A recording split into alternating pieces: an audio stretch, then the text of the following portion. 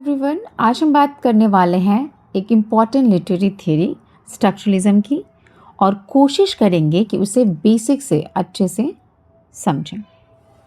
अगर मैं आपसे कहूँ एक चेस का पीस दिखाकर कि ये क्वीन है, तो क्या आप चेस समझ जाओगे?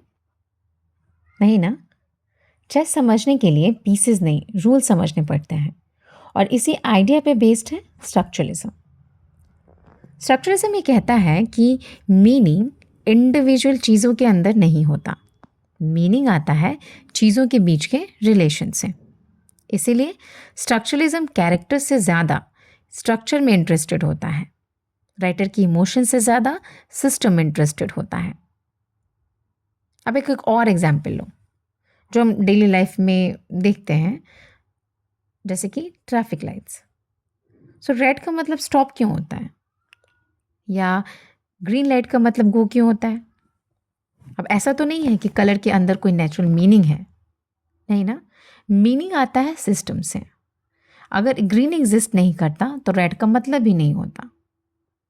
अब इससे हमें क्या समझ में आया कि जो डिफरेंस है वो मीनिंग क्रिएट कर रहा है।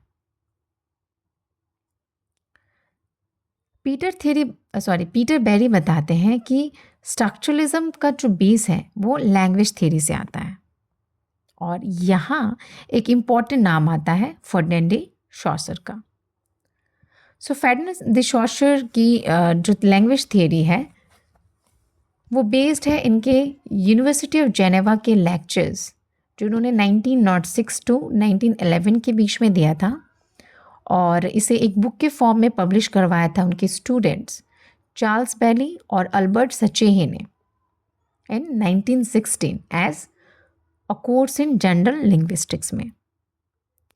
अब सोशे कहते हैं कि लैंग्वेज वर्ड्स का कलेक्शन नहीं है, सिर्फ लैंग्वेज एक सिस्टम है और हर वर्ड एक साइन होता है और इस साइन के दो पार्ट्स होते हैं, सिग्निफायर, सिग्निफाइड। सिग्निफायर मतलब साउंड या वर्ड और सिग्निफाइड मतलब कॉन्सेप्ट जो हमारे दिमाग में बनता है जब हम उस सिग्निफायर को सुनते हैं या बोलते हैं या देखते हैं। जैसे ट्री वर्ड पेड़ नहीं है, वो सिर्फ एक साउंड है। पेड़ का आइडिया हमारे दिमाग में बन रहा है। सो जो वर्ड ट्री है वो हो जाएगा सिग्निफायर और उस वर्ड को सुनने या देखने के बाद हमारे माइंड में एक पेड़ की इमेज बनी, दैट इज सिग्निफाइड। ठीक है। उसी तरह अगर हम रोज़ देखते हैं या रोज़ बोलते हैं या सुनते हैं तो रोज़ हो जाएगा हमारा सिग्निफाइड जो साउंड है, और रोज़ को सुनने के बाद हमारे दिमाग में एक फूल जो कि लाल कलर का है उसकी इमेज क्रिएट होती है, that is signified.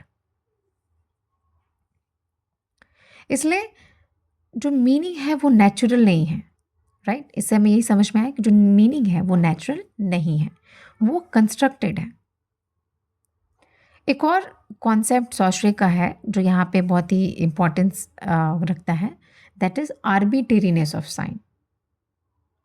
Arbitrariness of sine, arbitrary का मतलब होता है वर्ड्स और मीनिंग के बीच में कोई नेचुरल कनेक्शन नहीं है। यानी ट्री को ट्री क्यों बोलते हैं, पेड़ भी बोल सकते हैं, और फ्रेंच में तो उसी चीज़ को आर्ब्रे कहते हैं। इसका मतलब ये हुआ कि नाम और चीज़ का रिलेशन नेचर ने डिसाइड नहीं किया, सोसाइटी ने डिसाइड किया है। अब जैसे 4 पैर का एक जानवर है जो फरी है और क्यूट दिखने में लगता है, उसे हम कैट कह रहे हैं, राइट। लेकिन ऐसा तो है नहीं कि उस एनिमल के साथ ये वर्ड हमेशा से एसोसिएटेड था, राइट। ऐसा नहीं है। हमने क्या किया कि वैसे उस खास जानवर को हमने बहुत टाइम तक एक पर्टिकुलर अमाउंट ऑफ लोग ने, एक सोसाइटी ने उस खास जानवर को कैट कहना शुरू कर दिया for a very long period of time, तो उसका नाम हो गया कैट। और यही सेम थ्योरी अप्लाई होती है दुनिया में हर चीज़ के नाम के पीछे, ठीक है। कि हम पेड़ को पेड़ ही क्यों कहते हैं, कैट को कैट ही क्यों कहते हैं, रोज़ को रोज़ ही क्यों कहते हैं। So this is the logic behind it. ऐसा कुछ नहीं है कि नेचुरली उसका नाम वही है, और अलग अलग कल्चर में या अलग अलग लैंग्वेज में उसी एक चीज़ का नाम अलग अलग होता है, राइट? जैसे हमने देखा इंग्लिश में उसको ट्री बोल रहे हैं, हिंदी में उसको पेड़ बोल रहे हैं, फ्रेंच में उसको आर्ब्रे बोल रहे हैं, ठीक है? तो इसका मतलब क्या हुआ कि जो मीनिंग है हर वर्ड के पीछे वो एक सोशल एग्रीमेंट है, कोई नेचुरल कनेक्शन नहीं है, दैट इज आर्बिट्रेरीनेस। अब चूंकि जो साइंस है वो आर्बिट्रेरी होते हैं, इसलिए मीनिंग डिफरेंस से बनता है। डे का मतलब नाइट की वजह से है, रेड का मतलब ग्रीन की वजह से है, कैट का मतलब डॉग की वजह से है। So according to Peter Barry, relation is what creates meaning, not references. Means meaning reference से नहीं, relation से आता है। अब इसमें एक और इम्पॉर्टेंट कॉन्सेप्ट है लैंग एंड परोल। फर्नांडिस शोशोर ने दिया था इसको। और लैंग का मतलब होता है system, means rules, grammar, structure. और परोल का मतलब होता है एक्चुअल स्पीच, जो हम बोलते हैं, ठीक है? जैसे कि इंग्लिश का रूल है subject plus verb plus object, ये रूल है, दैट इज लैंग। और हम बोले कि ही इज़ अ बॉय, ठीक है, he is a boy, that is parole. जो इंडिविजुअल यूज होता है लैंग का, दैट इज परोल। अब चेस के एग्जाम्पल से इसको भी समझते हैं। तो चेस के एग्जाम्पल से चेस का जो रूल्स है वो हो गया हमारा लैंग, और एक्चुअल गेम जो हम खेलते हैं दैट इज़ परोल। मीन्स जब हम गेम खेलते हैं तो उन्हीं रूल्स का यूज़ करके खेलते हैं, ठीक है? तो रूल्स हो गया हमारा लैंग, और जो हमारा गेम है दैट इज़ परोल। अब स्ट्रक्चरलिज्म जो है हमेशा से लैंग में इंटरेस्टेड है, परोल में नहीं, ठीक है? क्योंकि structuralism is very much interested in structures itself, ठीक है? इसलिए वो लैंग में इंटरेस्टेड है। स्ट्रक्चरलिज्म स्टडी करता है लैंग को। दूसरा है सिंक्रोनिक एंड डाइक्रोनिक। सिंक्रोनिक में क्या है कि the study of a language in a particular time, specially in present time. और डाइक्रोनिक क्या है, the historical study of a language. तो ये जो स्ट्रक्चरलिज्म है वो लैंग्वेज को टाइम के साथ चेंज हुआ हुआ नहीं देखता है, वो लैंग्वेज को एक मोमेंट पे फ्रीज करके देखता है। किस पे देखता है? With synchronic study. टाइम के साथ जो हिस्टोरिकल डेवलपमेंट, तो वो हो गया हमारा डाइक्रोनिक। तो जो हमारा स्ट्रक्चरलिज्म है वो मोस्टली सिंक्रोनिक स्टडी होता है। अब आते हैं स्ट्रक्चरलिज्म के सबसे पॉपुलर कॉन्सेप्ट पे, दैट इज बाइनरी ऑपोजिशन।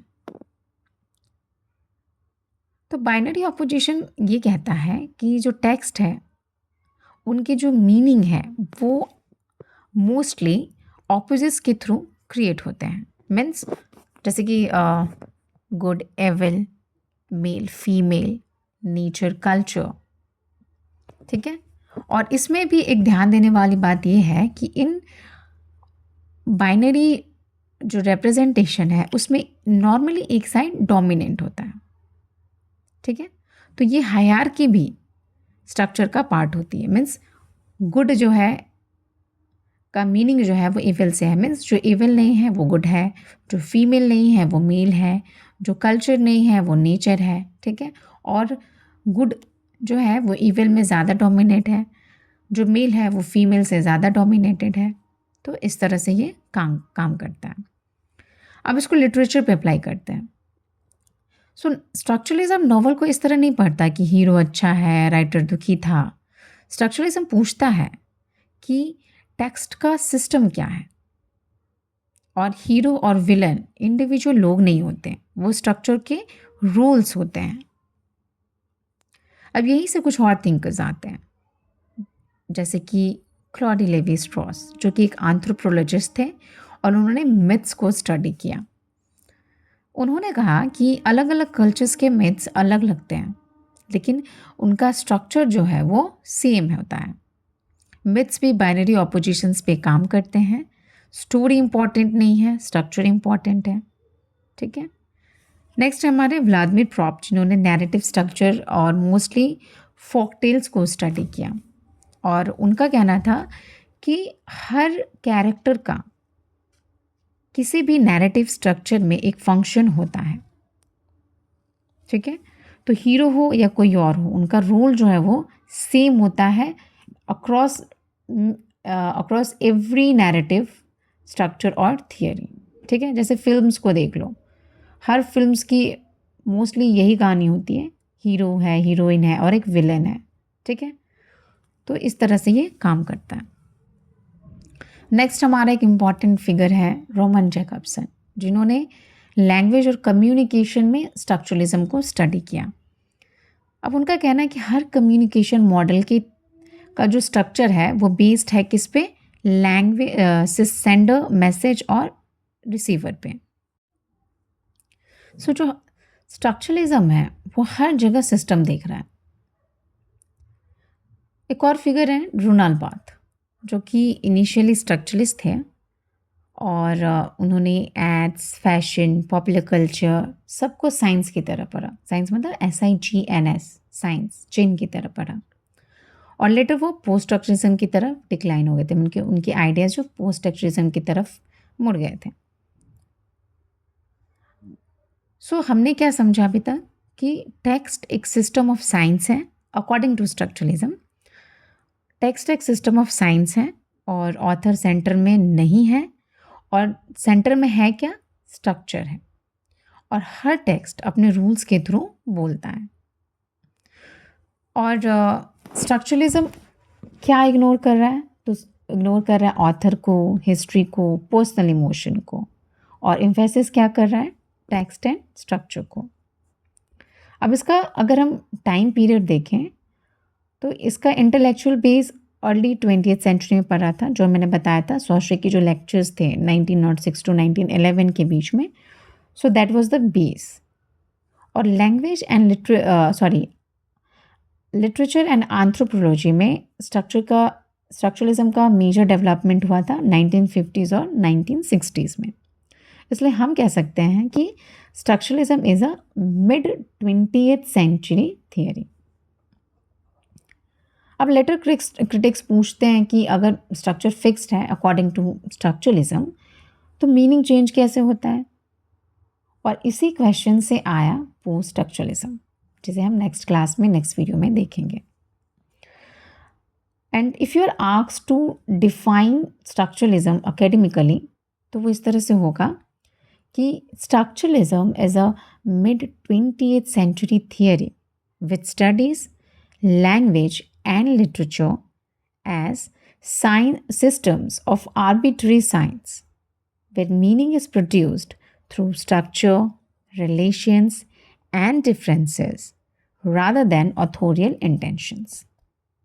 ठीक है, तो आपको अब क्या ध्यान रखना है कि जब भी स्ट्रक्चरलिज्म पढ़ो तो उसमें हमारा इम्पॉर्टेंट पॉइंट ऑफ कंसर्न क्या रहेगा, सिस्टम, रूल्स